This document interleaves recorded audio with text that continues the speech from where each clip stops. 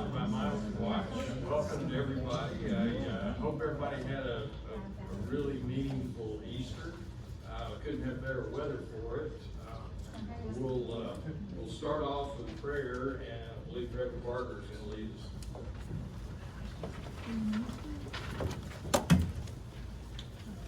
Almighty God, thank you for a beautiful day. Thank you for getting everybody here together on this day after your resurrection. Please give everybody in this room wisdom, compassion, empathy, knowledge to help do what is right for the people of Arizona. Ask for this in Jesus' name. Amen. Amen. Pledges.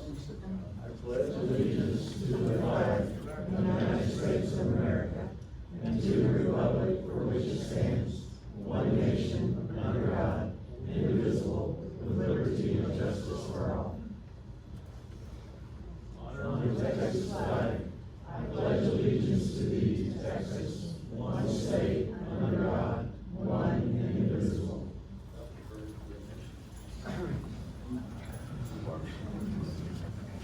Okay, we'll find the blue sheets to start off with a couple of comments. Item 2, I believe. Jerry Holman.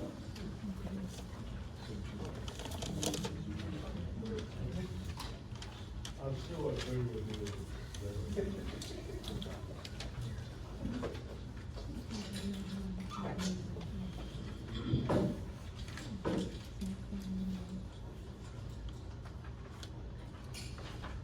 Good evening, everyone.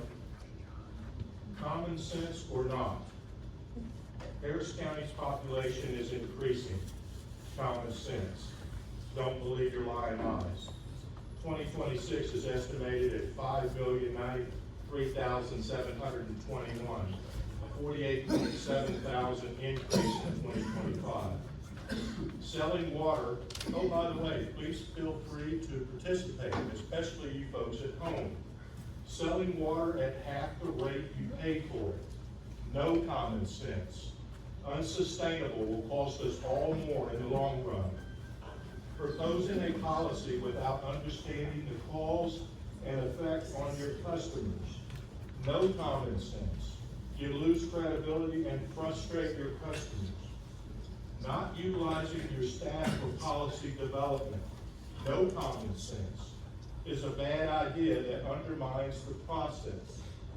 Penalizing water well owners for properly operating and maintaining their water wells for emergencies and additional capacity is no common sense and disincentivizes necessary upkeep on valuable assets. Buying overconversion and education credits at pennies on the dollar when compared to disincentive fees. Common sense, and will minimize or stop the need to pay disincentive fees. Proposing that your largest water user, the city of Tomball, not convert to surface water. No common sense. Unfair to all of your other customers who have converted and will pay the additional $500 million to $1 billion in related costs. Approving a budget with no funds for customer relations, communications, or education. No common sense. Communication is important. Understanding that you are a wholesale water provider and that the mud districts are the well owners and your retail customers. Common sense. When is the last time you sent bills to the individual retail customer? Never. Securing long-term groundwater and surface water supply and infrastructure capacity is an important asset for the North Harris County Regional Water Authority, Mud District customers, and a necessity for North Harris County. Common sense. Water is life. Try living without it. Overpumping water aquifers recharge will create subsidence that directly impacts flooding in the Gulf Coast region of Texas. Common sense. It's a fact. Look it up. Groundwater is not infinite and should be used wisely. Common sense. We are very fortunate to have the groundwater aquifers we have in Texas. Let's be smart and protect our aquifers. Thank you. Politicians versus common sense. Chris Carter.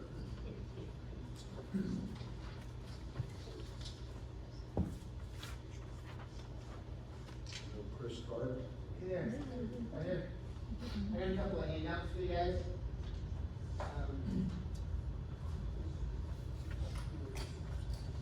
Actually, I have 10 sets, so you may have to do some sharing.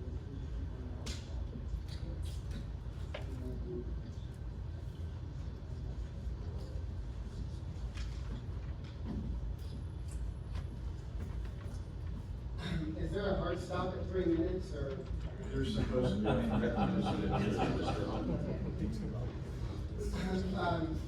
Tonight you will be getting an update from Mr. Chang on the authority's office relocation, and I'd like to provide some additional information for you to consider.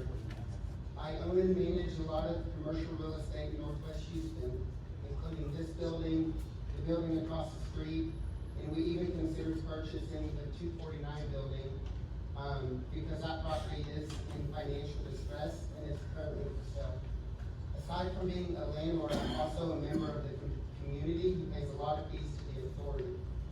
The proposed move to the 249 location will unnecessarily triple the rent burden on the authority, because the rent there is double what I'm offering at Cornerstone Tower. And since the authority's current lease does not end until March 31st, 2029, this move will effectively force the authority to pay 3 times the current rent amount, and that burden will then be passed on to members of the community like myself, who are already frustrated with the high fees that we have to pay. I was actually the one who first proposed that the authority relocate. Because of my good relationship with June, I called him and offered a free upgrade to the building across the street. June and his staff toured the property, and they all agreed that this would be a great move. Cornerstone Tower was then presented to the board in the December 1st meeting. However, the pictures that were shown were taken on an overcast day, and they did not accurately represent the property. These pictures are included in your handout for reference for those folks. I think they really got a fair consideration. Today, I would like to ask the board to reconsider Cornerstone Tower as an option based on better pictures and additional information that I'm providing. Please take a look at the handouts. On pages 1 and 2, you'll see some pictures of the building exterior and the building entrance. As you enter the building, you're greeted by a security guard. Page 3 has some additional interior photos. Our management office is located on the 3rd floor. There's a high-profile law firm that occupies the entire 4th floor, and we have a perfect spot for the authority on the 5th floor. On page 4, you can see the floor plan that we proposed. We also have a first floor board meeting room option available as well. Picture 5 has a picture of the large back parking lot. I'm sorry, page 5. Page 6 has a map. And I want to mention that right before the December 1st meeting, there was a road rage incident that occurred, not on this property, but in the parking lot across the street. And that event was mentioned in the meeting, and it influenced the board's decision on the relocation. I was actually on site in the back parking lot when the incident occurred. This was the very first road rage incident that I've encountered in almost 10 years of working in the area, and it was an isolated event. Road rage does occur more frequently as the traffic count increases, and you're more likely to encounter road rage at the 249 location. Just last week, a viral road rage event occurred where a man pulled a machete on a woman right next to that building, as you can see on the map. Moving to 249 does not offer a safety advantage. Please reconsider this move, and I'm happy to answer any questions you guys have.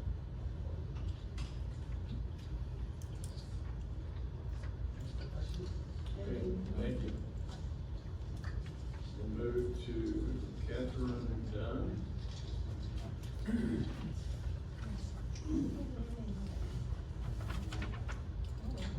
Well, I was elected to the Cypress Creek Utility Development District in 2022. This is the first meeting I've attended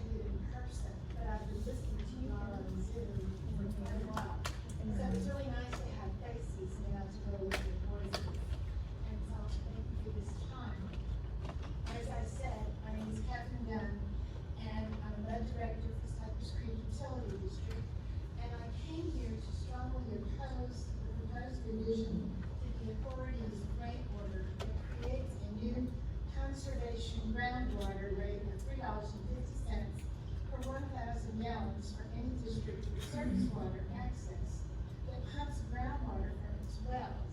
And I heard the original discussion a few months back, which y'all were thinking about trying to come up with ways to raise the rates. And I didn't quite follow what you all were doing, but it doesn't make sense to me for the following reasons. Especially since Ms. Rowell, Mr. Ramsey, and Mr. Walker, when you all came on the board in 2022, you were very concerned about the constituents. So I'm here on behalf of my constituents, which are also yours. And so I thank you for this time. There are several reasons for my opposition, and these are just a few. The CCUG believes in the role of North Harris County Regional Water Authority to meet groundwater reduction requirements set by the Harris County Science District. We agree with that. I can promise you that our district purchases surface water and typically uses that surface water as the primary source of water we provide to our customers. The amount of groundwater our district pumps is insignificant, and I know that because at every board meeting, our operator shows us. And if it's over about 400 or 500, we ask for it. So we're pretty cognizant of that. Now, I understand that the NHCRWA encourages source redundancy, which is only possible if a district keeps its water well online in operation. I'm trying to think of all of what's going on in this world right now. I sleep a little better at night knowing that we kept our wells working. So God forbid something happens to Houston, we can help out and have some water. Districts that have been converted to surface water are required to meet CCEQ water capacity requirements, and the only way to do that is to keep our water wells in operation. To do so, we have to regularly, what they call, exercise the wells, which necessarily means pumping groundwater. Districts that use surface water pay the authority to purchase the surface water. If the authority adopts the conservation groundwater rate, such a district would also have to pay the new rate on any groundwater it pumps, which means we have to come out with our money and we don't have that much extra to spend on something that is not paid. This would just be so unfair to us, such because we were required to maintain our wells. For years before surface water was made available to our district, we paid the authority's pumpage fees as required to participate in the authority's groundwater reduction plan, and to fund the authority's construction of surface water transmission and other facilities. So we've been doing what y'all wanted, we followed the rules. Adding the proposed new rate did not provide the authority with much additional revenue. It would create money from us that really have, and is therefore purely punitive to districts that were just operating our systems in a proper manner. We're following the rules. And I've been hearing on Zoom that y'all are going to bring in 24 new districts by the end of the year for conversion. So as soon as they get on, they're going to suddenly find out they're going to have to pay because they still have to follow the rules. So I ask you to reject your conservation groundwater rate and instead consider other ways to meet the conversion requirement. I thank you for your patience, and it's so nice to actually see all of you. Have a great evening.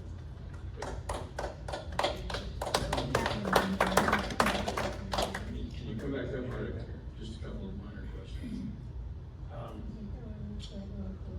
You talked about your exercising the well, Yes, well, we have two. 2 wells. Yes. Okay, how much water does that typically take y'all on a per month basis, per quarter basis? That is a good question. It varies. Sometimes as low as 67, sometimes 1,000, depending on what you're doing. That's a month. And so we're not using that much because I think we probably pump 500,000. Again, I get a little report every month, and I'm sorry I didn't bring one with me. But y'all just kind of, I heard what you were saying, and I really felt your pain, trying to come up with conversion and things like that. our district is over 50 years old. And so we're now having to repair and redo a lot of our infrastructure. And so I and the other board members are standing and waiting about trying to figure out how to revamp all of these things that haven't been touched for 50 years. We have bond money, but we don't want to use any more than we have to. And so when you all are coming up with these things, we don't know how much you're gonna raise the rates, and then the subsidence district penalized for, nothing with our fault. And so all of our constituents are gonna be hit with really high water fees. And so if you all do this, it just doesn't make sense. I heard what you said, I listened to your meeting every month, and then I made notes on it. So I heard somebody told you guys, again, it's sometimes it's in faces. It really is. But I heard you all talking about ways to come up with, improving the revenue a little bit. And so they said, well, people are using their wells so much, they're not using the surface water, they're using the groundwater. Well, that, in our case, that's not true. And I think in probably a lot of cases, that is not true. Because we have too many. I mean, that just would not make sense to us.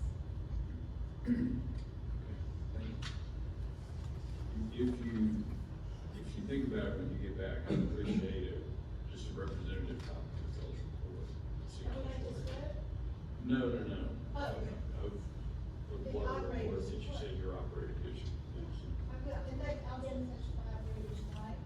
And would you mind if you just send you something via email? Yeah, that'd be great. Thank you. Does anyone else in the audience wish to address the board? Okay, seeing none, we'll move on to messages from the board. I'll start on my far right over with Ron and Kelly. I have nothing. Second. Thank you, Director Ramsey. I attended the GMA 14 meeting and learned that the Fort Bend Subsidence District recently updated its regulatory plan and extended conversion timelines by approximately 3 years. My understanding is that Fort Bend was not behind schedule, yet the district determined that additional time would allow for improved infrastructure planning, coordination, and cost management. Given that the North Harris County Regional Water Authority has experienced delays beyond our control, including significant increases in easement acquisition timelines, which have reportedly grown from approximately 3 to 6 months to closer to 27 months, along with permitting delays, infrastructure constraints, cost escalation, and supply limitations, I think it might be reasonable to re-explore whether similar flexibility could be considered in our case. This is not about avoiding conversion requirements, but rather ensuring that infrastructure is built responsibly, efficiently, and at the lowest reasonable cost to ratepayers. Related to that, water supply and infrastructure development has already been identified as a legislative priority at the Senate district level, including calls to expedite permits, approvals, and construction of water infrastructure. Given that, it may be helpful to better understand where delays are occurring in the easement acquisition and permitting process, and whether there are opportunities to improve coordination or efficiency among the various agencies involved while still protecting landowner rights.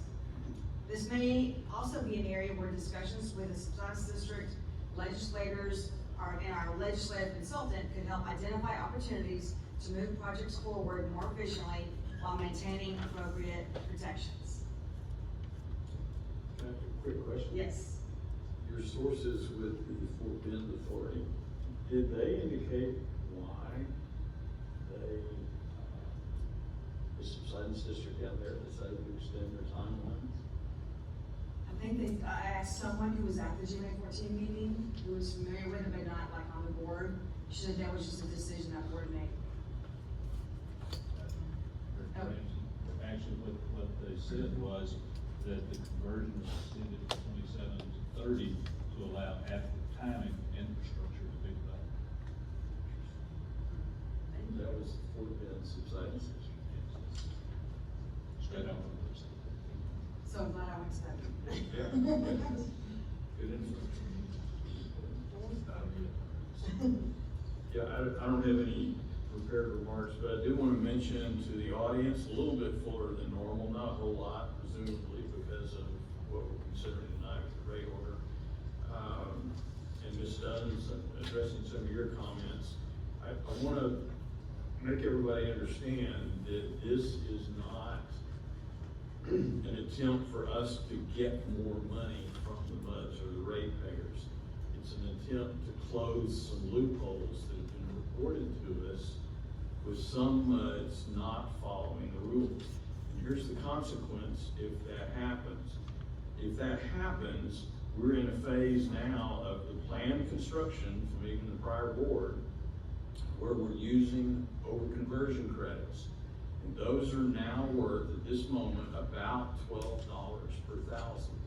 So for every 1,000 gallons that, let's say, a MUD doesn't play by the rules, that's costing the whole district another $12 per thousand. Actually, if we could get everybody to play by the rules and not take advantage of some of these loopholes, and at this point, Ms. Dunn, we are completely open for suggestions. This is the absolute best way to do this. You can see, obviously, that's a savings net to the ratepayers to not have to pay the $12 equivalent cost of the MUDs, unlike yours, that may be taking advantage of loopholes. So we know there's vast majority of MUDs are very well run, and they're not gonna go out and bend the rules, and they're trying to do what they can, but it's not 100%. And so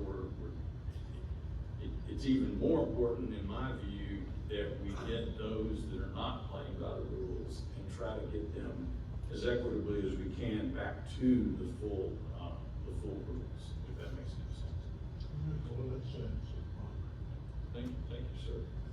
But, say that to my boss. Just kidding. Okay, hearing no other comments, we'll move to approving the minutes from the March 2nd special and regular board meetings. He didn't. No, I didn't have it. He didn't.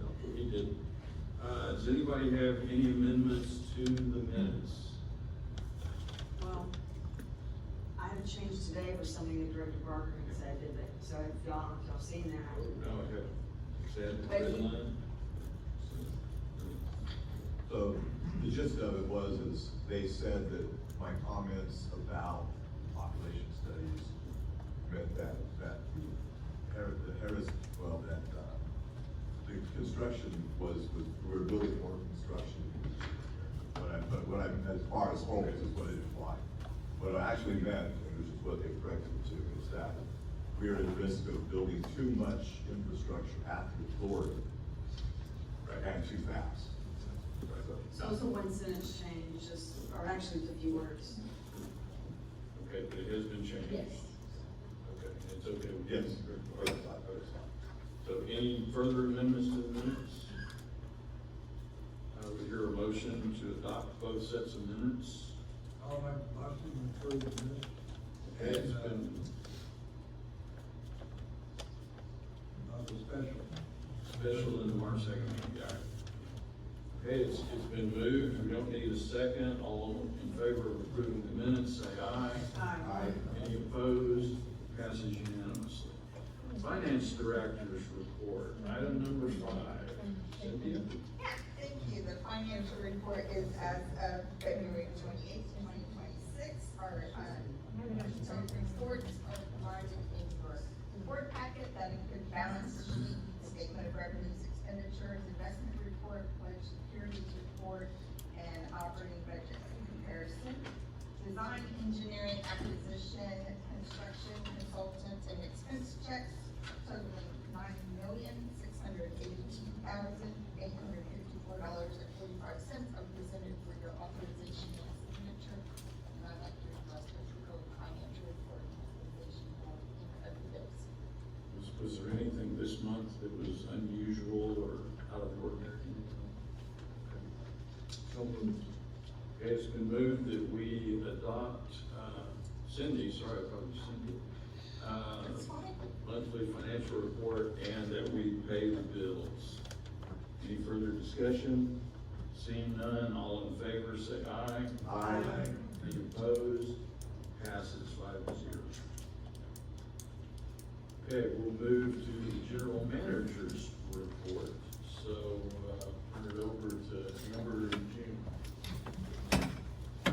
Sure, so first up, we have the status of surface water supply and conversion. Before we get into our charts, although they're up on the screen, and we'll talk about those in just a second, I did want to report out, we submitted our permit reconciliation to Subsidence District.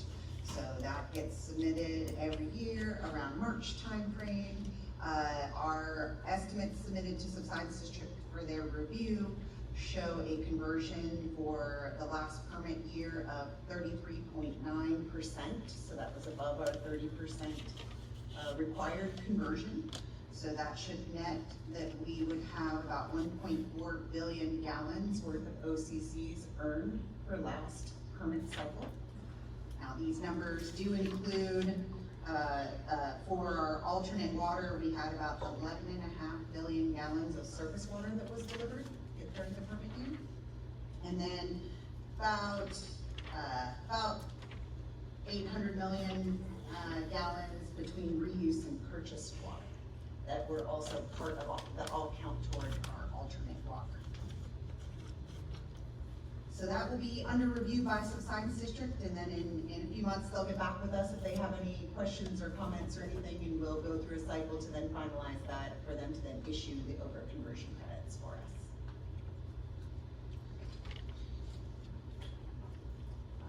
Talking about then this last month, so we always try to report out how the overall conversion was in the previous month during the last board meeting. So if you look at the month of February, in the green color, you can see a 38% conversion that we achieved in the month of February. And then we've got about, and that comparing that to February of last year, we achieved a 34% conversion in that same time period last year. So that's a significant growth over the conversion that we achieved this year versus last year on percent conversion. When it comes to then looking at this month, for surface water deliveries, that number we know, we always trail on groundwater because folks have to report it to us, and that comes after the fact. So on the surface water deliveries for the month of March, we delivered approximately 29 MGD on average. And when you compare that to March of last year, we delivered about 27 MGD for the same time period last year. So that puts us a little ahead of where we were last year, and then we'll see percent conversion when I report back to you next month. And rough numbers, approximately, how much does that leave us short of the 2025 conversion? If I were guessing, or estimating what the weather is gonna look like this summer, crystal ball on what people are gonna use for water, you know, we're trending in that high 38s right now, and we've got several more muds that have come online in this last month with more projected. We had 2 that just were in startup today, in fact, and so 2 water plants for 1 mud. And so with those numbers, actually, you know, maybe for the year we're looking at 40s for percent conversion. Okay, so what would that, if you have the numbers handy, what would that translate into in terms of how many OCCs left? Yes, so the number we estimated when we submitted your permit application was that we would be about 5 to 5.5 billion gallons short of the need for conversion for the year. That was the estimate that we submitted to Subsidence District with your permit application for this year.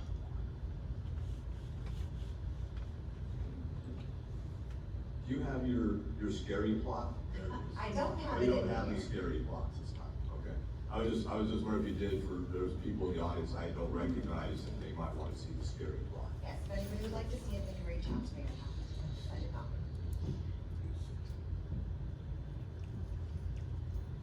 Okay. June, you want to explain this? So, Mr. President and board members, the next item is the approval of the professional service contract to US 8 Contracting Services. 8 has been the consultant for your solar since very early. shortly after the soil was created. However, when they were hired, their contract is focused on the program management. And so their contract language is different from our standard professional service contracts. So this is only to clean up the contract, to use the standard professional service contract language, because in their program management contract, there's certain terms that doesn't even apply to what they do now. So this is pure a cleanup effort to use all standard professional service contract. So I'm asking the board to approve the professional service contract. This AECOM Technical Services. Do we have a motion?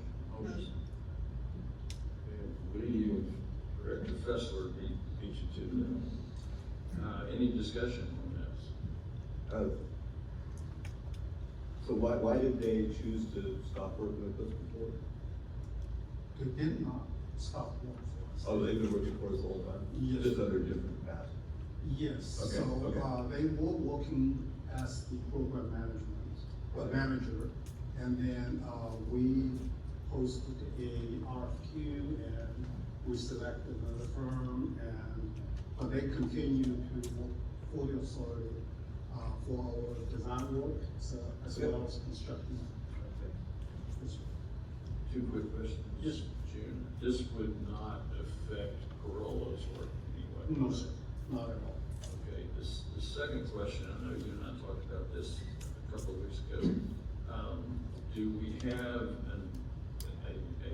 in the standard contract, or maybe we should get it part of our standard contract, do we have a standard term, i.e. so it would automatically expire after 2 years and need renewal or something of that sort? We do not, to answer your question directly, the professional service contract does not have that automatic termination clause.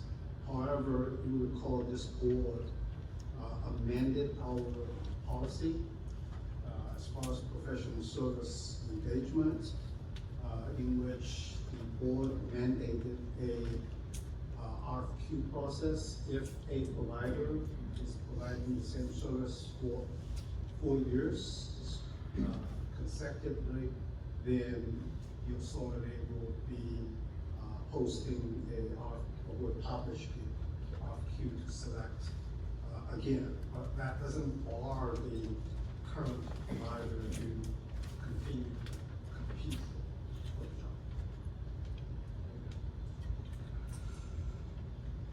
Any other questions? The next item is the, We got that vote on. oh, sorry. All in favor of Director Fessler's motion, say aye. Aye. Any opposed? Passes unanimous. Thank you. Now, the next item. Raj, you want to take it? Yes. As you know, the phase 2B, which is the last four ADMG sequential condition not complete yet. The team is working on the consensus items. Hopefully it will be done by next month or May or June. What kind of items, without getting into too many details? For example, there was some non-compliance notice like IPS, compromise having violations. So, and then we have some crane, the ISO pump station, there's some issue with that. And there was some manual, some coding issues on that, those are items. I'll just minor though. Yeah, just one. Okay, thank you, Raj. Relocation. Next item is the status of the office relocation. I am currently in negotiation with the building owner of the office building located at 249. We have not reached any agreement yet. There are some terms that I deem unacceptable. Just give an example, they're asking for 7 to 10 years term. I am not going to agree to that. The maximum I would agree to is 5 years, so those are excluding discussion. And I am completely open to the board if you want to consider Mr. Carter's plea. I'm fine with that too. No action required, but Most this point. Any suggestions for Mr. Chang? Move on. I prefer that we, we're gonna go on 249, I prefer to see it move a little further north. I actually agree with that. I would agree with that. If that becomes, it would include it, becomes a problem, negotiating with any kind of big deal. If you look at the map that was just provided, that would place it a little bit more centrally to the authority as a whole. That was the original direction. I did have a question, just to follow up from what you said when you were looking at different properties. Yes. The facilities in the former compact building, Mhm. you said might just look too ritzy to the public, so to speak. I'm making up those language, that's not what you used. I think I said it too fancy. Oh, okay.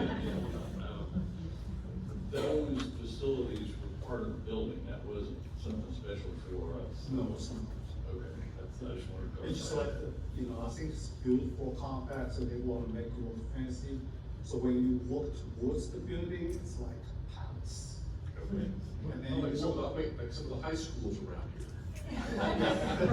Or like Harris Galveston's meeting. and then when you walk in, there's they call it a recreational facility, and I just don't believe those kind of same fit the image of a public place. Would we get a discount on that particular property if we didn't have access to those facilities? Well, even if we do, I still believe it's a bad public perception when they walk into a building. Before they even enter your office, they don't care how much rent you pay. They look at that and say, those guys spend our money to rent this palace. So, It's a good deal. It's a good deal. well, the rate is not any cheaper. Oh, it's not. I'll declare that, yeah. Fair enough. Okay. Move on. If there's no more questions, the next items, the approval of the contract for additional real estate acquisition support service is Hi Docker.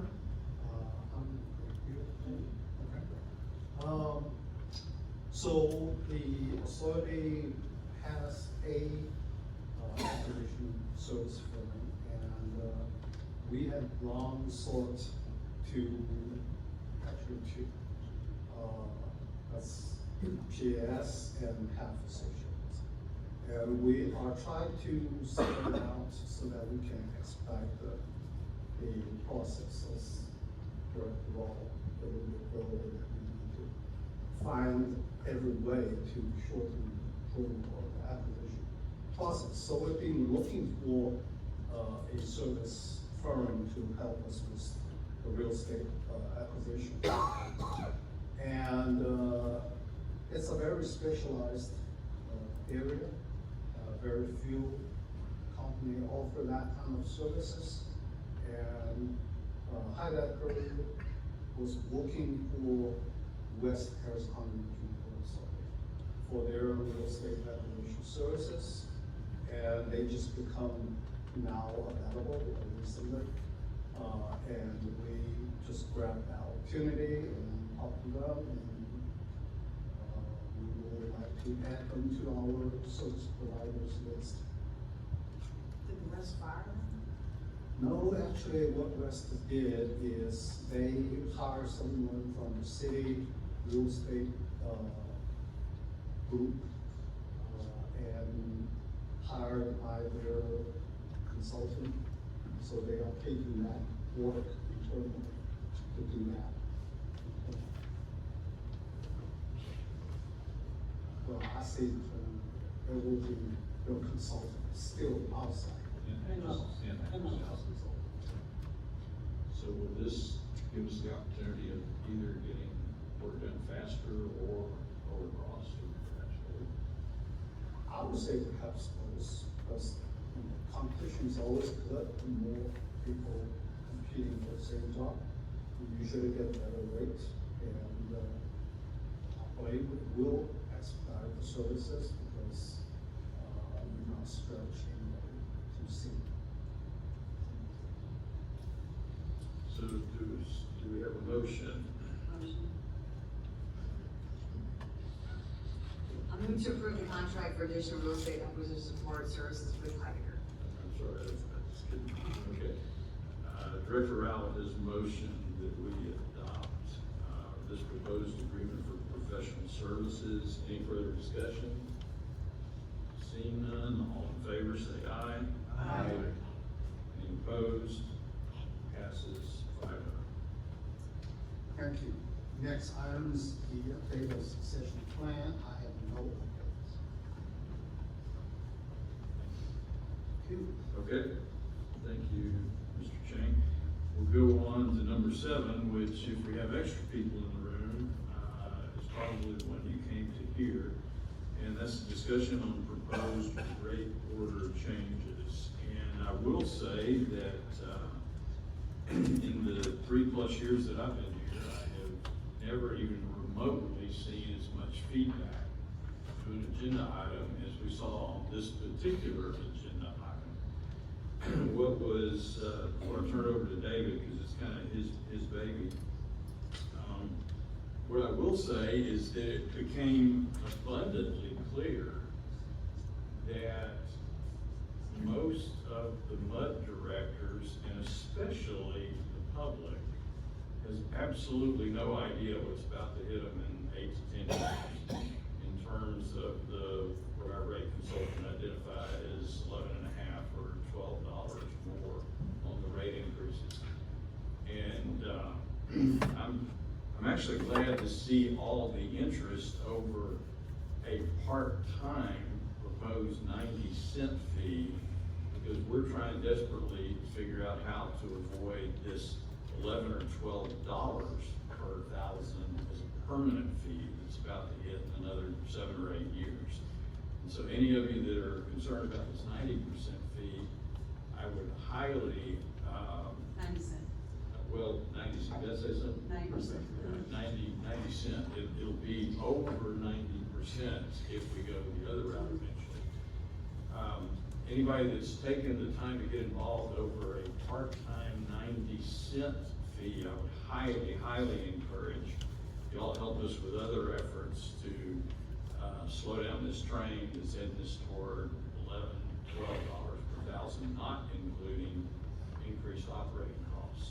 So with that little soapbox, I'll get off my soapbox and hand it over to Director Parker. Yes, I'd like to thank everybody for their input. That's what this whole thing was about, is to get everybody's input, some ideas about what we could do here. I particularly was interested in Champions Bud, because they actually came up with one thing that hadn't been brought up by anybody else.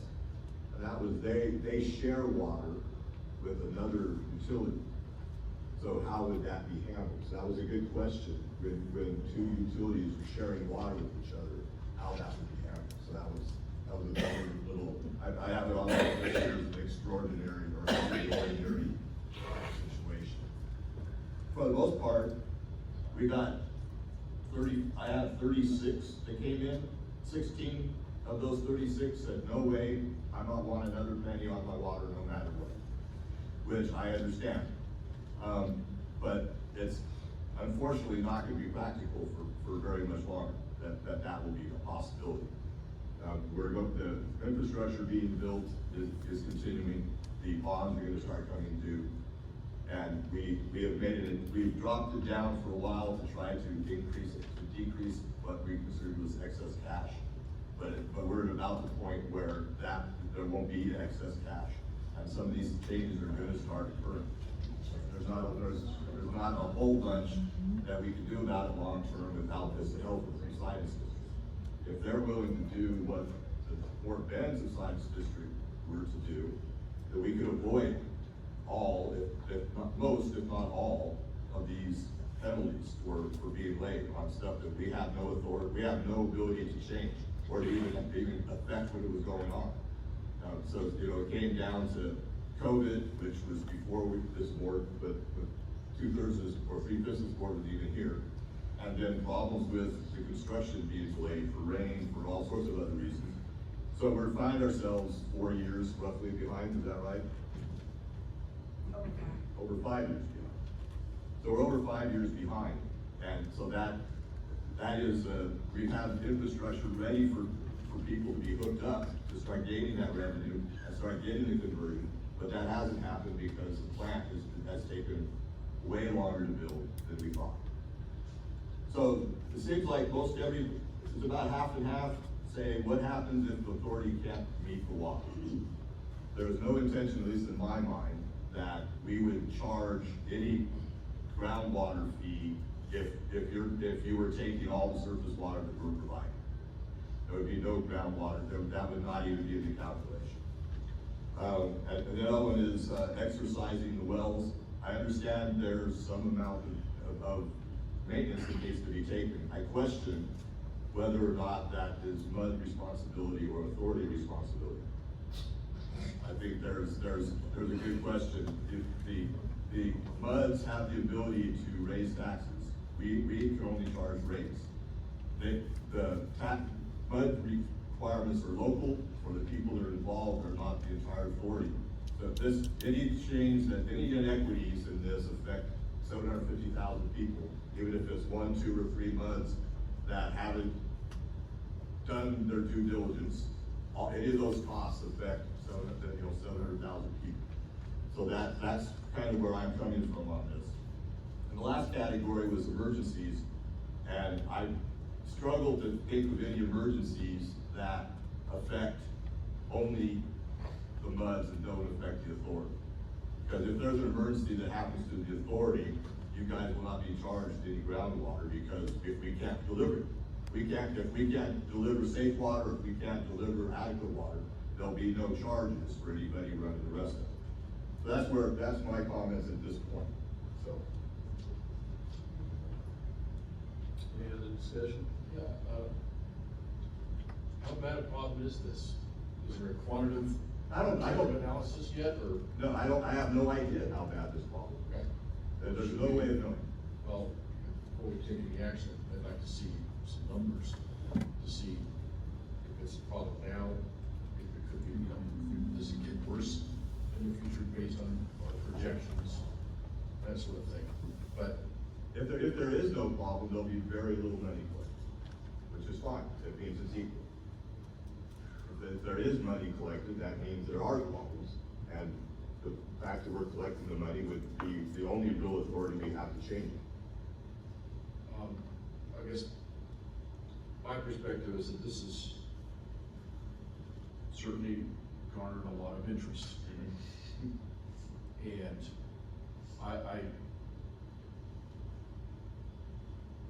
I don't want to create a solution for a problem that isn't as bad as we thought. So that's kind of my hesitancy. I understand it's a laudable goal, you know, to watch out for cheaters. But yeah, I definitely would like to see a lot more, some analysis done on our current situation. There are reports generated by every operator of every district, generally the ones we work with anyway, that show the total amount of water used, the amount of surface water used, and the amount of groundwater used. And so if you collected a few samples of that would give you an idea of, you know, at least how much groundwater is being used, and then you can compare that to the accuracy of our meters, and you can determine.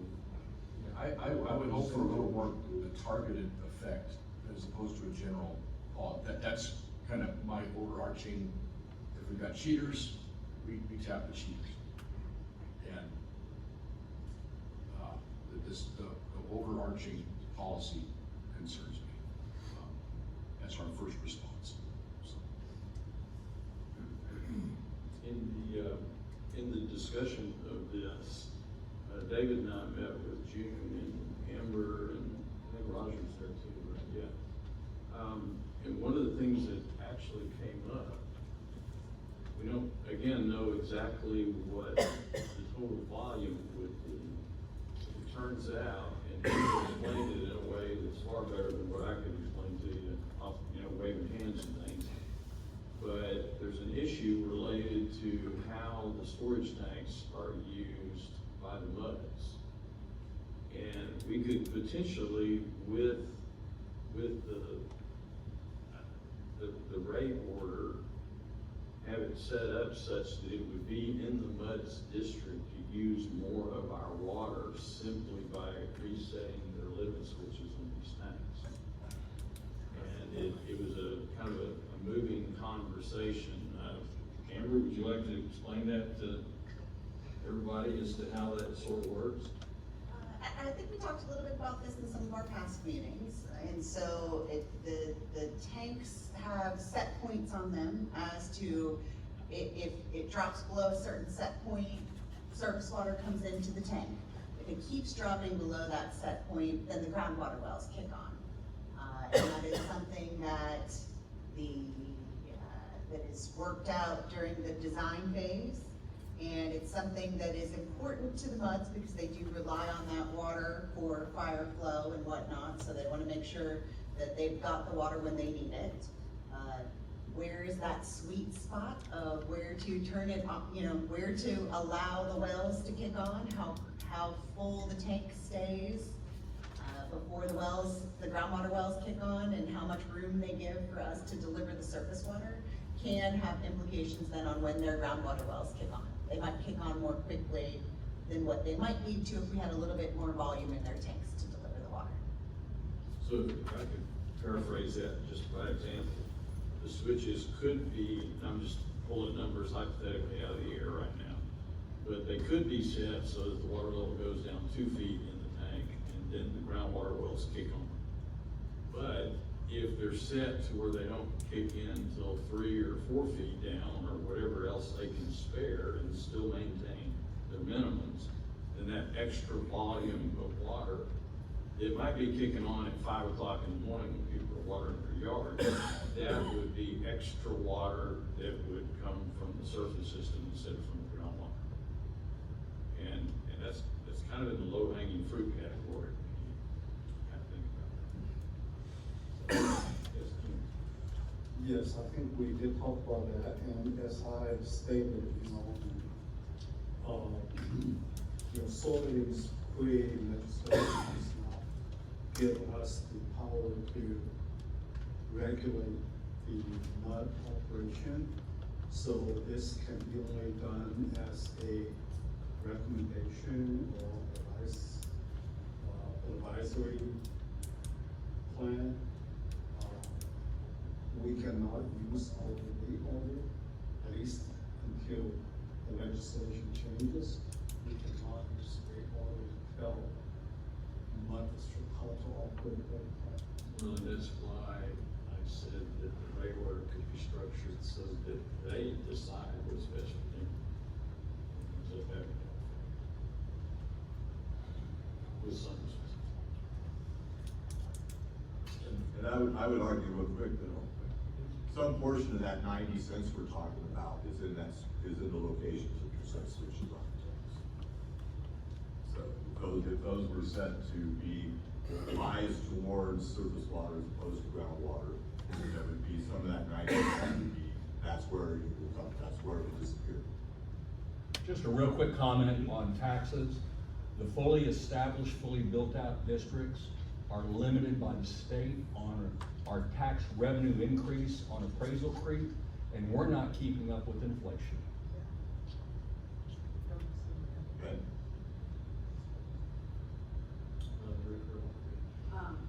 I have something to read, and I have a question about this that David gave us. You listed out, this is all the letters we've received from our attorneys in my Yeah, district. they did the same thing, like, so it's in your act. Okay. Another list, the David, the attorneys did that, all the same. Oh, I saw that, but so you have a column for fault of the Regional Water Authority, and there's like 10, 12 X's. Well, there, yeah, it was 13. 13, yeah. What does that mean? That means we can't provide water. Okay. That was the reason why they were against it, is because we can't provide the water. Okay, nothing that we were involved in or something. Yeah, right. Okay. Yeah. If it's our fault, if it's something that we can't deliver the water, then that's the authority's fault, and that would be what I talked about first, that would be okay. At least the way I look at it.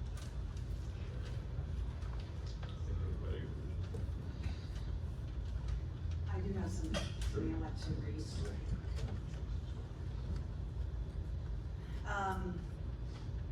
So first, I'm going to acknowledge the intent behind this proposal.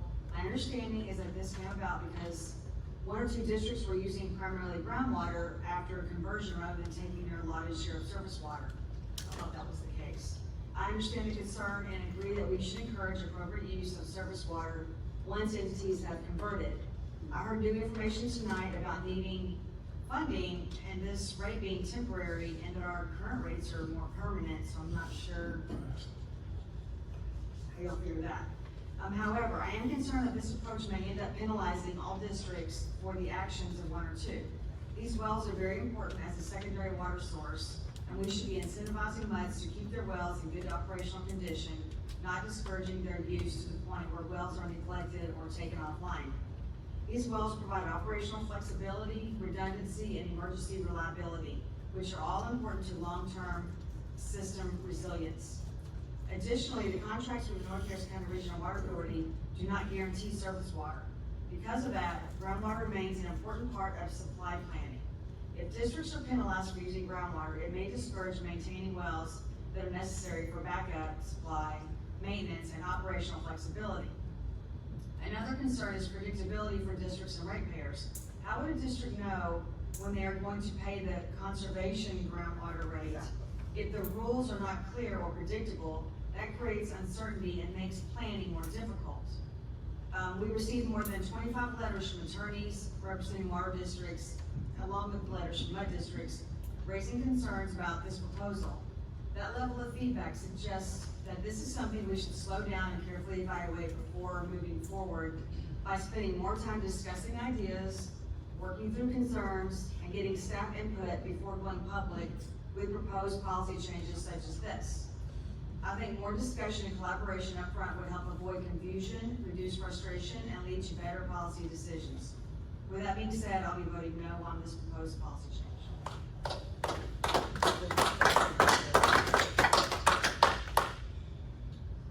Thank you, Director. I would clarify that there has never been any attempt that we would actually vote on this proposal tonight. Just as we had mentioned the previous time we discussed it, was that last month or 2 months ago. We are still in the formulation stage. That includes finding out just how big the problem is. And at some level, we have to rely on staff to give us some numbers on that. We do have the AMI system, which presumably will help. I don't know if it's complete enough to get a good sampling of that. Amber, you want to comment on if we could even get a good handle on that? I think that you could globally look at what was somebody's monthly usage on surface water or monthly usage on groundwater. What we don't have is an instantaneous snapshot of comparing the two. And we may not have data that is every side by side, here's what's looking, compare what's happening with them. We don't currently have all meters on the same platforms, so surface water and groundwater are different systems. They're a little bit different. And not all of our wells are on AMI yet. I would say probably the majority of the wells for the months that are receiving surface water are on AMI. It's others that are the smaller wells that aren't on AMI yet. But we could definitely do something to look at, here's groundwater and surface water and compare last month's numbers and just give you, or the last, look at some of the numbers to compare. Would that be something y'all could do for next month? We can. Now, what I would say is that not everything is as straightforward as we do not account for things. We might account for things at a mud level. We don't always account for it as to which well feeds which water plant, and if that water plant is getting surface water or not versus is that well a remote well that might be able to serve multiple water plants. So there's some nuances to it, but I could give you a general picture of here's some surface water, folks that are connected to surface water, how much surface water they're using versus how much groundwater. If, and I'm just hypothetical here, but if in fact there were, I don't know, let's say 4 or 5 muds that were abusing the system and taking advantage of the loopholes, would that likely show up in this kind of cursory look at it? You could at first see who are the folks who are using a higher proportion of groundwater versus surface water. The nuance that wouldn't be there is that you have muds that aren't fully connected to surface water. So they might have 2 water plants and only one of the water plants got connected to surface water. I'll use Vilma as an example. I know one of their plants has been connected to surface water, one of them is not. They've requested, could we be tied in with our second plant? It's part of the 80% conversion in the CIP and not in the current. So therefore, that would be one of the nuances you'd see if you saw Vilma on there. Okay, here's how much surface water that they took, here's how much groundwater that they took, but you wouldn't realize, well, that's because we aren't connected to their second plant. So you wouldn't see the nuance there of the difference. So right now, there are some challenges to how you would slice that information out that isn't readily teased out of just looking at a spreadsheet. It would take some finer, okay, we know that this one's an exception because of this, and this one has an exception because of this. There's some situations like that. Well, in fact, suggest that we target the next meeting and see how it's shaking out, and, you know, we'll see how it works. We might have to have some asterisks by some muds and follow up, at least give us a start. All right, Jim? I can get you 1 month of data by next month. Getting a long analysis would probably take a little more time, so. Yeah, no, that's fine. That's ours. Okay, any other comments on this side? Okay, thank you, members. We'll move on to the infill connection discussion. I don't know if you have anything to add on this, Amber. My intent of putting this on the agenda was really to serve as a wrap-up for this particular item, because, again, David and I met with June and Raj and Amber, and they kind of went over the intricacies of where this low-hanging fruit was, and I think the consensus was that there just wasn't much of it that was really worth pursuing at this point.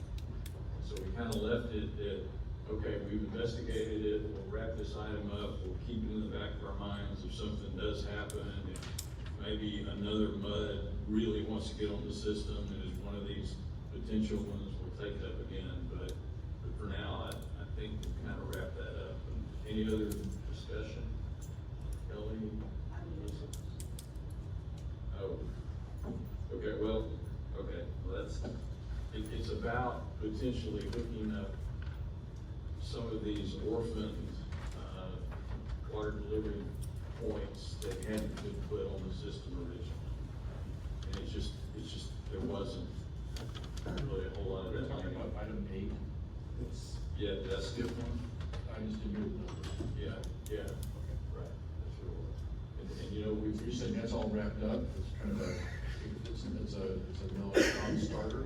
well, unless y'all wanna start it again, it's just that they're, in the opinion of June and Raj and Amber, it didn't seem like there was enough low-hanging fruit that was been on it. If I'm not misrepresenting that somehow.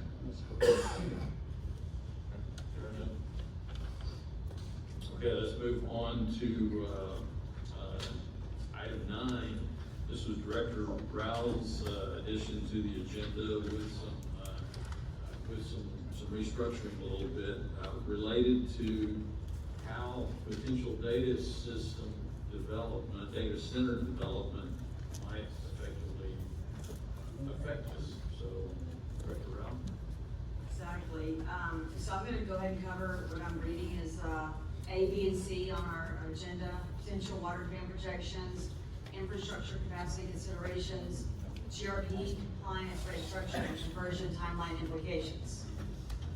And I know you all heard about data centers. I think we have like 400 in Texas now, and there's more coming, and, you know, so we are at the front end of it, but I wanted to go ahead and talk about it now. So, I want to start by acknowledging that we are very much at the front end of this issue. As our general manager discussed with me over email, he shared that this is a fast developing subject that is receiving significant attention across the water industry, including from legislators, the Texas Water Development Board, TWA, regional planning groups, and regional water suppliers. However, he also noted that useful information is still limited and that until we receive actual service requests or proposals, it's difficult to evaluate specific impacts. I agree with that approach, and I appreciate staff already monitoring this topic.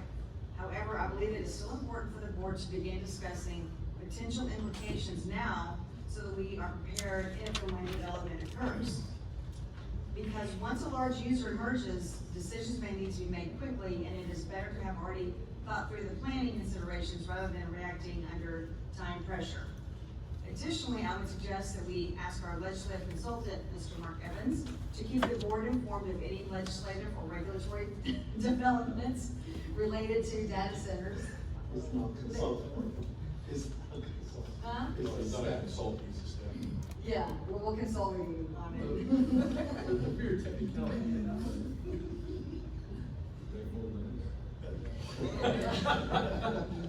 Did you hear that? Yeah.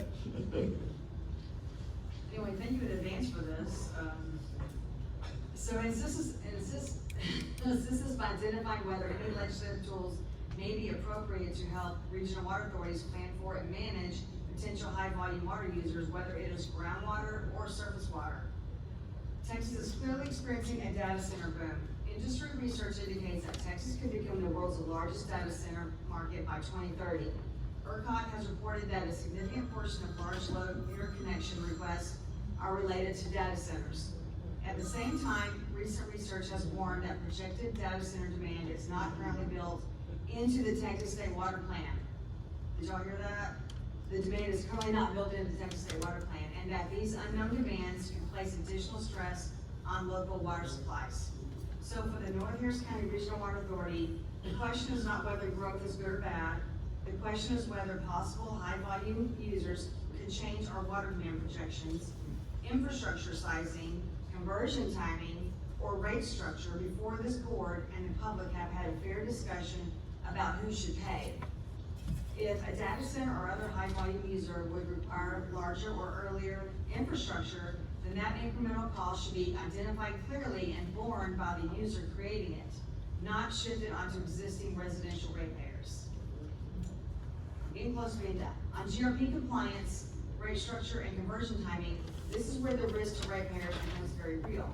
The North Harris County Regional Water Authority is already under pressure to complete costly regional conversion infrastructure while meeting subsidence district requirements. If potential high-volume users cause us to accelerate infrastructure and large assets or alter project timing, then that can affect debt, rates, and the pace of conversion. And if cost responsibility is not handled correctly, ordinary customers can end up subsidizing industrial size demand. If additional demand affects conversion timing, groundwater reliance, or infrastructure sequencing, then it could also affect compliance risk and the cost of getting to compliance. So this is not just an economic development question, it's also a governance, timing, and ratepayer protection question. Another consideration is water availability and how these facilities are supplied. If a large data center, and not necessarily a data center, it could be a casino that's coming in a few years. Just a large water user were to locate within or near our service area, there may not be surface water available immediately. In that case, a facility could initially rely on groundwater, which could increase groundwater pumping and place additional pressure on conversion timelines and compliance planning. Water demand also varies depending on cooling technology. Some data centers use traditional cooling towers, which can require significant water use. Others use air-cooled systems, hybrid cooling systems, or closed-loop systems that recycle water and reduce demand. Some facilities also use reclaimed water, brackish groundwater, or alternative sources. Understanding these variables will be important as we evaluate potential impacts. And let's skip some of this. I've got some questions that I'm gonna give to the staff that may be helpful for them to consider in the future. So to finish, if data centers or large water users are coming to our area, then this board needs specific water demand projections, infrastructure impact analysis, and full cost recovery mechanisms before ordinary ratepayers are asked to bear any of the cost. I'm not saying no to growth, I am saying no to unclear projections, unclear cost allocation, and unclear ratepayer exposure. That's it, yeah. I'd like to make a comment on that in not so, well, in a different vein a little bit.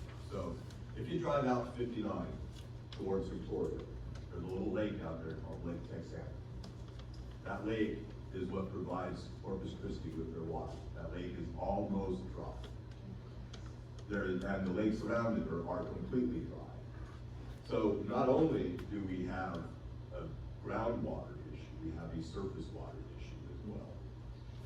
The state, with the exception of Harris County and the surrounding region, has no water to speak of. Except, so it's all eventually gonna come out. We need a of third water. reservoir, but And we have one, but nobody wants to drill into it. There's the Jasper below us, which has a huge amount of water, from my understanding. That could be used for data centers. That'd probably be a really good place for it to be used.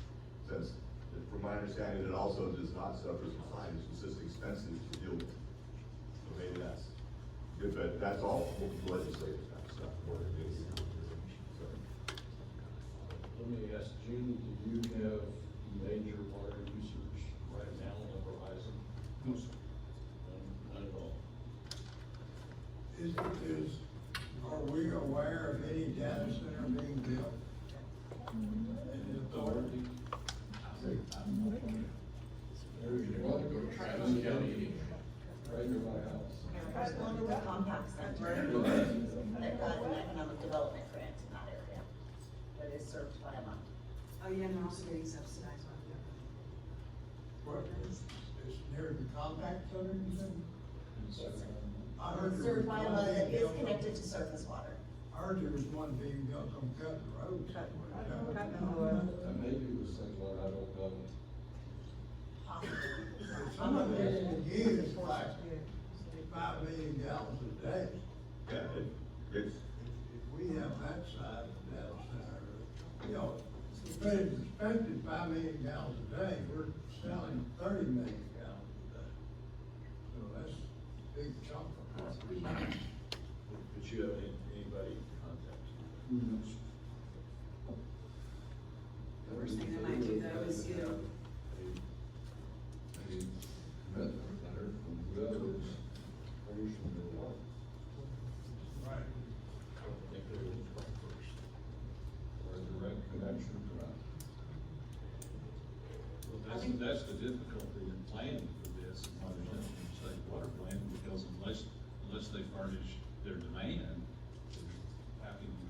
yeah, they're not. And they're private industry, so, you know, very good information. Change the pipe size. I would just add, as the legislative consultant, I guess, that both the House Natural Resources and the Senate Water Committees have data centers as interim charges that we study, during the interim.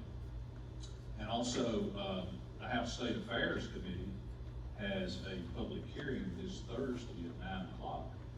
And it is on data centers, and it's invited testimony only. And really, when you look at the charge that the committee has, it says, study the development of data centers in Texas, including its importance to global competitiveness and national security, and to review the existing regulatory framework governing data center development and recommend proposals to streamline regulations while enabling communities to plan and manage growth responsibly. So- Of course, we all know that the highest levels of state government it's all about business development, promoting growth, promoting acquisition of firms in Texas, so. But then isn't the local control with the MUDs? The MUDs can accept the data center if they want, right? I would think so. But maybe we ask the audience of MUD, has anybody approached the MUD about a big data center? Nobody? Oh, we got one hand raised. That's a requirement. Okay. Multiple negotiations right now with several clients. Like I say, there's a We can't hear you. I said, I work with TLC Engineering, and we have been working on data centers for the last 6 months. And, we have several clients. And, they're not only water usage, but also electrical issues. You know, also aware of the tax issues, we have, people want more rural locations. But they also want flood, guarantees. The Gulf Coast Protection District, those guarantees are better than they used to be, but that's our current status. And we help, construct and develop under those lines offices. But did I hear you that you don't know of any North Harris County? I know several in Texas that we're working on that are in, North Harris County. There's also in the Chronicle today, business section, there's a good article about data centers and the demand it's putting on ERCOT. I just wonder when we're gonna start turning off poor people's homes so we can have better AI. That's. There was an article in Austin Statesman that just 1 gigawatt could power 750,000 homes. And you look at this, it says a large load request increased by nearly 150 gigawatts. Yeah, it's insane what the world's thinking about doing right now. It's unlikely they will apply directly with the soil, because it would be foolish to use treated drinking water for that purpose. So most likely they will drill a well, and that will put conversion requirement on the soil. On the other hand, the authority current rate order, since the board have changed recently, we do have a new participants fee. So if they purely pumping groundwater, they will have to pay a surcharge to pay your soil back on all of our expenses that incurred. Speaking of which, I will bring to the board next month for the annual update on that rate. Remember, you guys approved that rate, and in that, it requires to be updated annually, so we'll be ready to come to the board next month to give you the rate. But still, even if we receive a lot of money from that participation fee, it would be still a challenge for us to find a conversion to do. So the dilemma that we're facing is that when the legislation created a soil rate, it does not allow us to refuse to service anybody within the soil farm. Especially when they apply directly to the mud, and the mud is needed. Wants to serve them, and we have obligation to convert that mud. So yes, there's definitely a challenge there. But to what magnitude, we don't know. Like you said earlier, depends on the cleaning technology. We can use a whole lot more water, we can use more advanced technology, we can use less. And we don't know until they actually tell us what they're doing. A couple of areas that we could look at, and those include whether or not they're going to go to unregulated aquifers, which could be considered way too deep now, or too harsh or too hot. But, and the second area is, could we impose conservation requirements or put that in our regulations? I think that's something that will be addressed in the future. We have districts, in other parts of the state that are facing this issue, as well as, what regulatory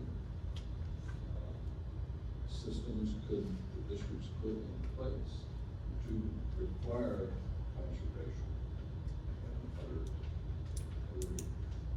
rules that could reduce the amount of water that is going to be used by these groups. I'm not sure I understand. You said first unregulated effort. I'm not aware of any effort within Harris County was unregulated. Well, I do know, and I don't know about Harris County, but in Montgomery County for at least some period of time, closest to Caterpillar was unregulated. I don't know, I don't care about outside Harris Yeah, County. but there, at some depth, there is additional water. And Yeah, I don't know what Montgomery County. I defer to engineers and geologists. And what do you mean by conservation measures? Well, I think in Director Rao's statement, she referred to 3 different methods of delivering water. And I have to go back to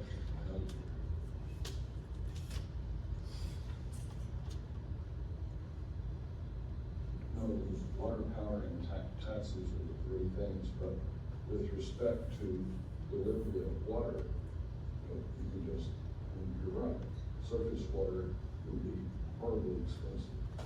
Even groundwater within the authority would be horribly expensive. So they're going to look at other brackish water, or they're just not gonna let it. But having cooling requirements, recycling requirements, things like that are the types of things that we see in other parts of the state.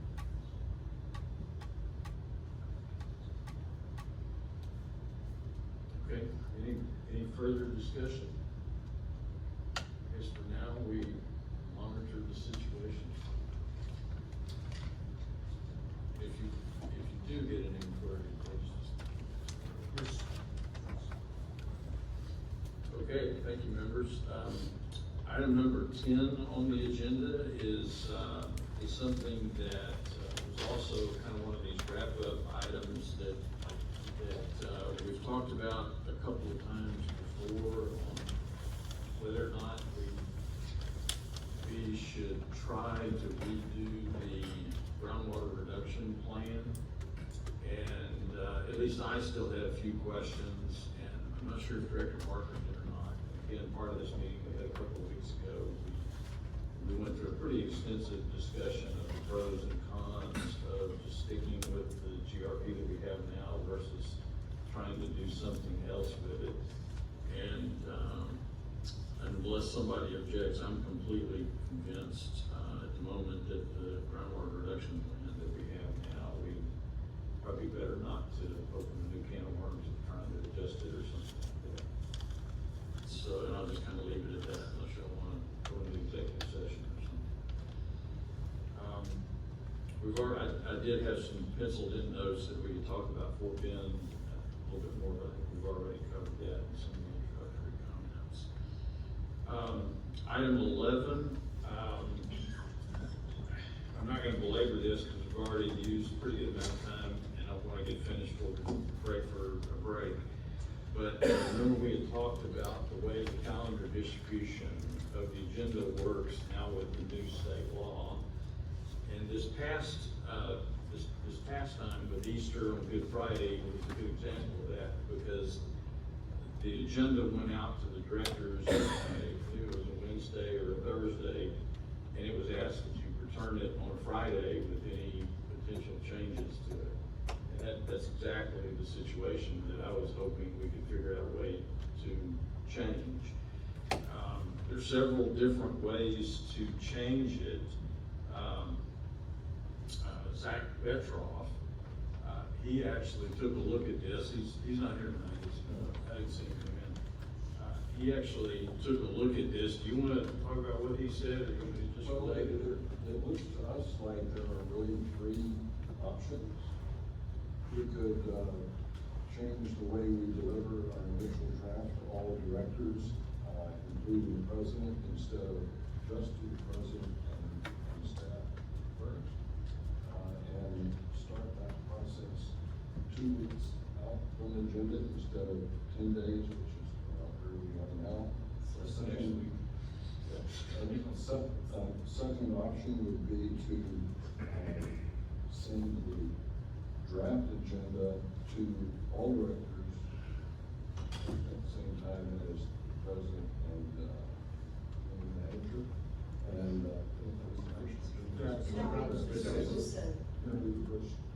anyway, that could just go to everybody 2.5 to 3 weeks out. And that would give us more time to, I'm sorry, we could start our process internally 2 to 3 weeks out instead of where we are 10 days now.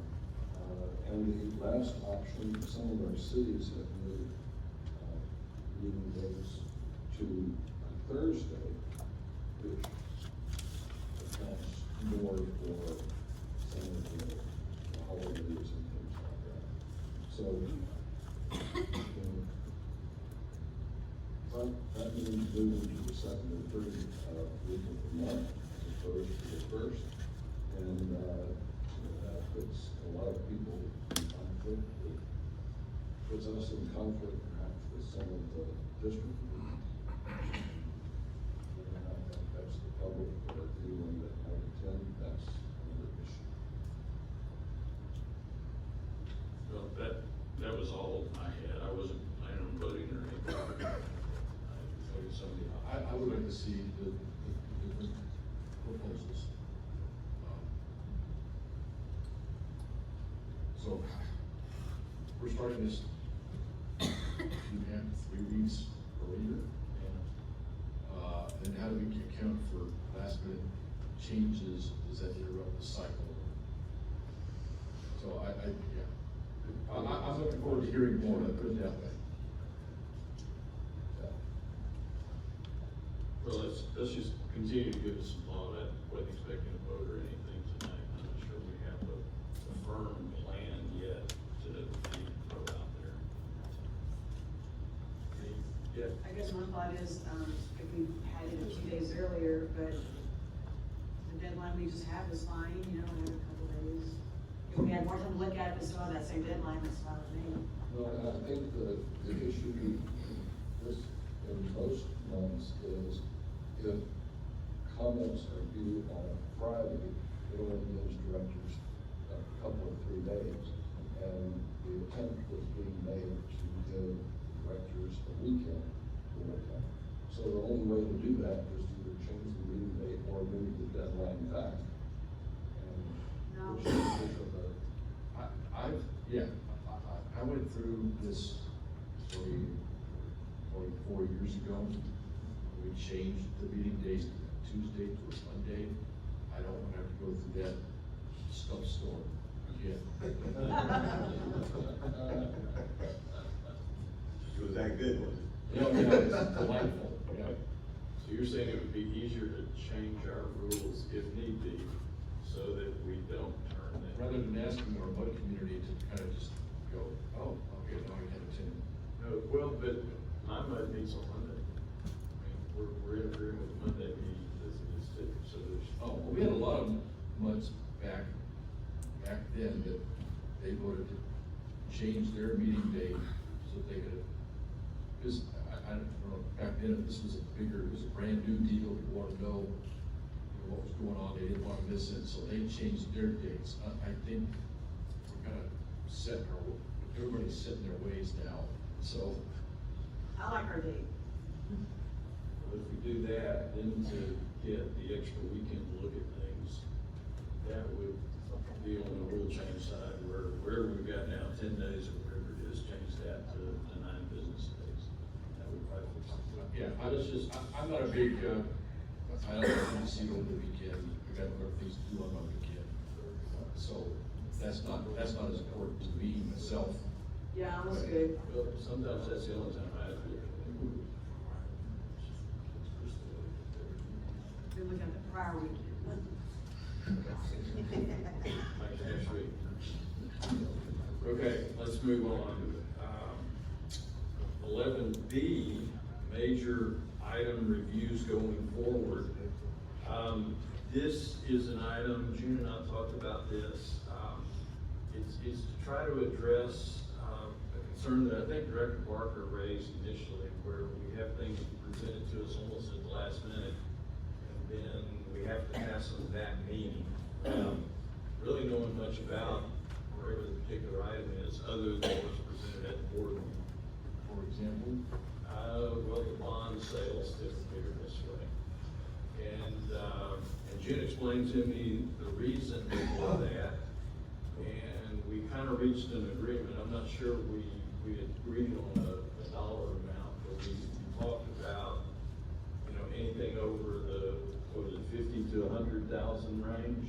We would bring up, it would be like a first and second reading. So the item would come up, there were no emergency, it would come up, and it's all voluntary, we're not changing rules or anything at this point, no vote today, but the idea is that June's gonna work with us, and the item will be brought up, so that the board will know what's going on for a month, and can ask questions, whatever, and then the month after that, it'll actually get passed. And as June pointed out, the bond sales don't work quite that way, because they can't really give all the details until it's only about 3 weeks away, or some such crazy schedule. So in cases like that, we would have a discussion of what was coming up as best as we knew it. So that we didn't just get blindsided with all of a sudden something comes up and it's a $200 million bond issue that we haven't had time to study at all. And hopefully that might cut down on the number of second reading items that we have to postpone for any reading at that point. If you look over the past 3 years, there's been a number of items that, on what I'm referring to as first reading in this case, have ended up being postponed until another meeting or even 2 or 3 meetings. And hopefully this would make that go a little smoother, maybe even get to the point where the second reading was almost like a consent agenda. Okay, this was a meeting we talked about previous month. Any further discussion? Hearing none, have a motion and vote on it. At least that's the idea. okay. And that way we end up with, I think, better transparency, particularly for the new board members who don't necessarily know all these details like Ron and Kelly do. And we just shouldn't have to postpone as often. I'm not saying it couldn't be a case where we'd have to postpone still, but the idea would be to be better prepared, better informed before it actually came to a vote on that second reading. Okay. If it was an emergency, I think the suggestion was without objection, we could go ahead and set that gentleman's agreement aside. Go ahead and go with this. Okay, my concern is when you classify 50 to 100,000 as a major item. I don't know how many checks I signed tonight. Probably fell into that category, and if we're gonna have to now start, we approve the financial report and the payment of the bills. Now we're gonna have to go through and itemize each one of these things and put them on the, so that's my concern is how granular are we gonna get by? Not at all for routine stuff. At least that was the impression Gene and I were working. And this would be on new items coming up, at least for that year, that we hadn't discussed before. But certainly not the case you just cited where you might have a big check. Well, we always have big checks coming in for monthly payment bills. So no, it wasn't intended that. Thank you. Yeah, I don't actually wholly agree on any numbers. I said we did, we talked about. Oh, okay, Yeah. yeah. The reason I don't think we define the dollar amount is sometimes the urgency of an item that comes to before the board is not dollar amount related, it's related true urgency of that. Sometimes maybe a small amount, but it is very urgent. And we, at least I, never want to bring aboard an item and tell the board it is urgent, unless it's truly urgent. And I can tell you that anything I brought for the board, if it is urgent, it's definitely not due to me or my staff's delay. We always try to present things as early as possible to let the board know, because we always prepare for the board to postpone that. And usually when the board votes to postpone or delay the vote, I will object if it's not truly urgent.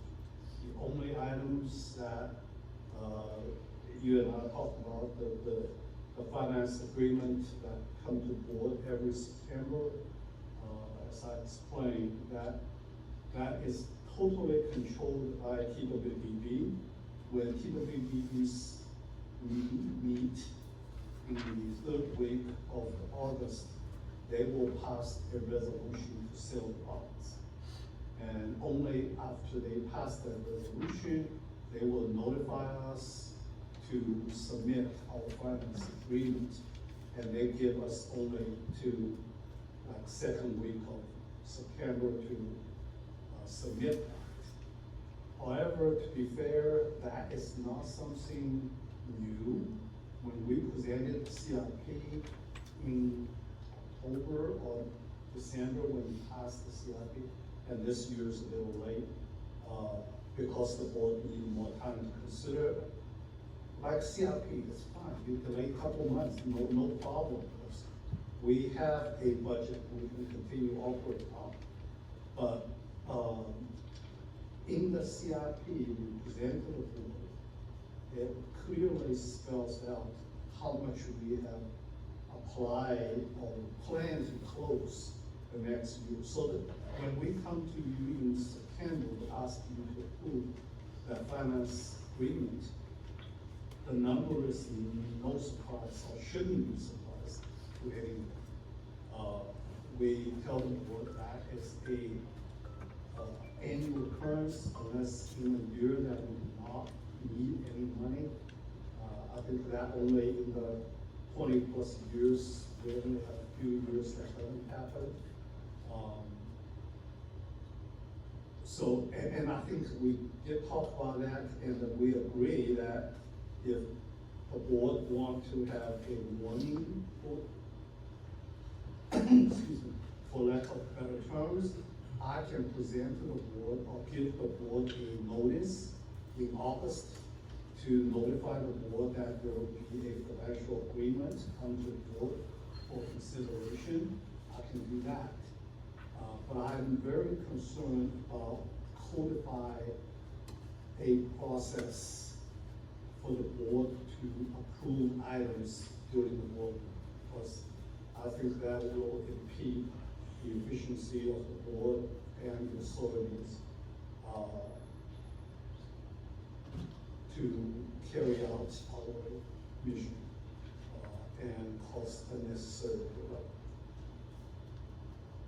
And hence the agreement. The agreement to give the board a heads up. Yeah. I am definitely have no objection to that. If it is possible to do so. Sometimes I only money is come, and I think I can agree to that without putting in policy and procedures. Because if you put in policy and procedures, then if a item is urgent and I did not know then the board has to vote to, what's the correct term, suspend the policy in order Which for we the actually item. can't do in our current code. Yeah. That's why it's a verbal agreement. No, if it's a verbal agreement, I'm on board. I will give the board as much as possible, in advance notice. Sounds good. Okay, moving to agenda item 12, any, final board member comments? Sure. Okay, I would like to say that I refill my water bottles, and this time I'm drinking surface water. Thank you for providing great, good tasting surface water. 61. you're welcome. I'm pleasantly surprised. Well, you know, 61's water is solid as well. Now we're on surface water, and it's. We're using as much of it as we possibly can. So I would, possible future, maybe next month, I would like to discuss the findings of the rate study and address when we're gonna stop selling water at $2 per thousand loss. So that concerns me. It's basically $2 a thousand, we're paying, what, $1.92 or something? More for the water than we're selling it for. That concerns me, so I'd like to, I'm gonna ask for an item to discuss that.